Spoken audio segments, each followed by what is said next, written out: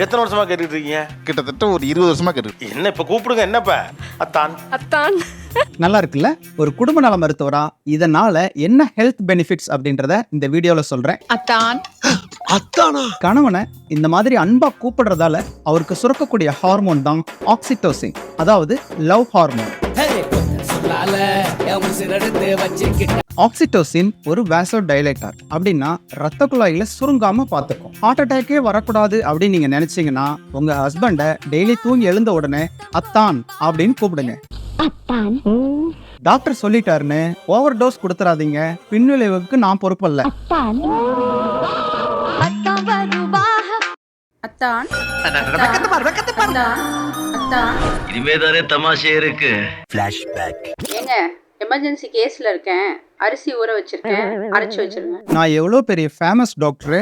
ஊருக்கே பருப்பானாலும் வீட்டுக்கு தொடப்ப கட்டதாண்டா.